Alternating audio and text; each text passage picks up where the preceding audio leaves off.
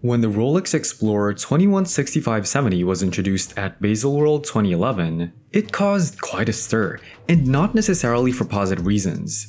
Many Rolex enthusiasts were taken aback by the design elements of what might seem to most as a relatively straightforward watch. But why did the new Rolex Explorer 2 stir such controversy? And more importantly, why does this suggest that Rolex should have introduced it years earlier? Think about how people change as they age. In their youth, they're carefree, energetic, and open to new, sometimes unconventional ideas. As they grow older, bearing the weight of responsibilities and achievements, they become more conservative and cautious.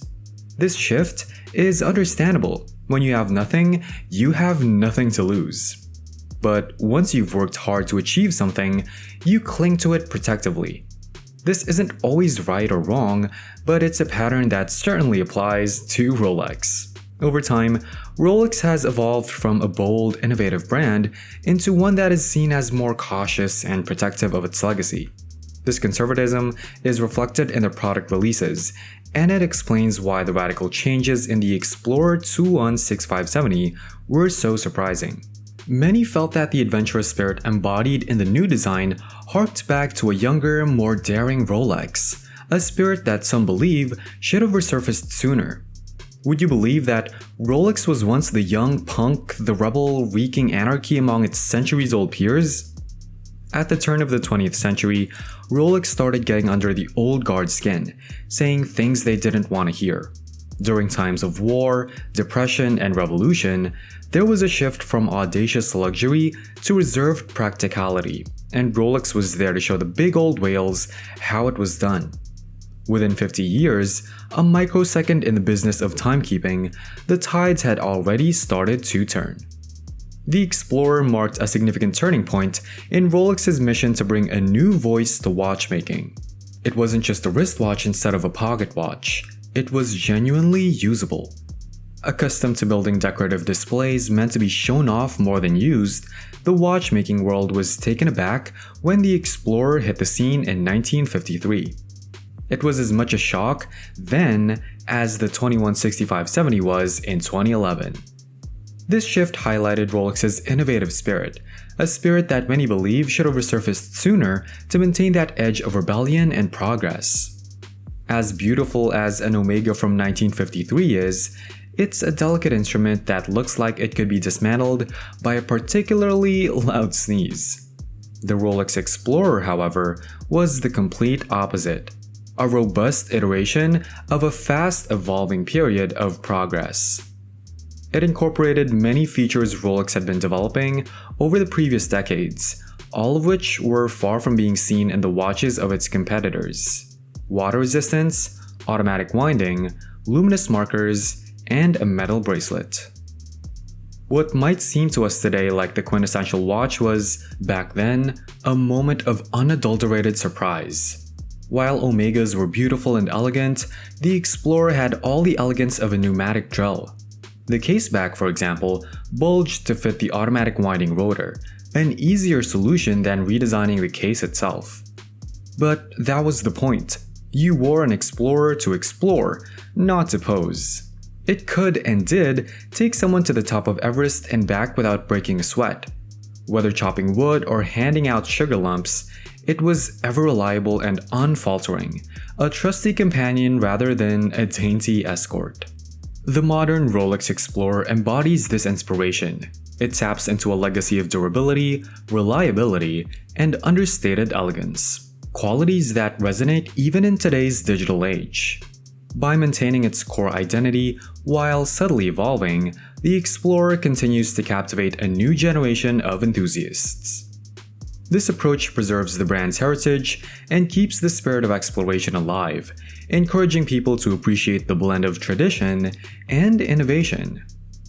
What are your thoughts on the evolution of the Rolex Explorer? Let us know in the comments below. And if you enjoyed this discussion, please like the video, subscribe to our channel, and stay tuned for more insights into the world of horology. Look at Apple. There's nothing to truly call the company a cutting-edge tech developer, but its ability to inspire its audience is unparalleled. It feels innovative and fresh, even when it's not. Brands like NB&F or Urwerk utilize old technology in ways that captivate. Similarly, Rolex's sister company Tudor enchants people with its nostalgic, relaxed approach to revisiting history. Rolex produces fine watches, certainly, but none that take the daring risks or push the industry boundaries as it once did. That changed in 2011. This 42mm steel chunk, featuring bold markers and a nostalgic orange GMT hand from the original Explorer 2, is a classic watch for a modern audience, evoking strong emotions and making a statement. The issue was it arrived about a year too late. In 2010, Tudor released the Heritage Chrono, a bold, colorful throwback, which seems familiar. Rolex was meant to lead the way, not follow. The Explorer 2 2165-70 should have come before the Tudor Heritage Chrono, not after. And so it happens, the Heritage Chrono sparked an entire series of incredibly successful models for Tudor, which has astonishingly transformed the brand from a relative unknown into a highly regarded alternative to its much more expensive parent company, Rolex. The question is, why has this happened? The answer lies in the fact that Tudor's managed to inspire people. The shock that the 2011 Explorer 2 created reveals more about Rolex's current state than its future potential. Rolex is an established, successful brand that understandably wants to protect its prestigious image. I get that. However, playing it safe isn't a sustainable strategy forever. It's important to remember that change and innovation were the driving forces behind Rolex's success with the original Explorer. No one is expecting Rolex to suddenly start competing with avant-garde brands like Urwerk or NB&F anytime soon. It's clear that Tudor serves as a more relaxed, experimental platform for Rolex's core business. Yet, the strong reaction in 2011 to what should have been a rather conventional watch demonstrates just how much Rolex has evolved since the mid-1900s. Businesses rise and fall, public interest fluctuates, and to maintain relevance and longevity, it's crucial to continue inspiring new generations of watch enthusiasts. This brings us to the question: is the Explorer 2 too little too late? It's a valid concern, given the shifting dynamics in the watchmaking world and the evolving tastes of consumers. Only time will tell if this model will resonate with new audiences or if it'll be overshadowed by the bolder innovations and daring designs of other brands. However, the need for Rolex to adapt and evolve is clear. The watch industry thrives on passion, innovation, and the ability to surprise and captivate its audience. Tudor's resurgence serves as a reminder that even well-established brands can reinvent themselves and capture the imagination of a new generation. Rolex has the heritage, the craftsmanship, and the prestige to do the same. Whether they choose to push the boundaries or maintain their current course will significantly impact their future standing in the horological world. In conclusion, while the Explorer 2 might be seen as a cautious step, it underscores the broader narrative of Rolex's evolution.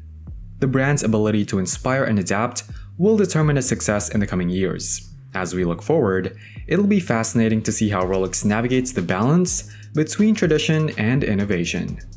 Will the Explorer 2 mark the beginning of a new era for Rolex, or will it simply be a footnote in its storied history? Time will reveal the answer. And that's a wrap.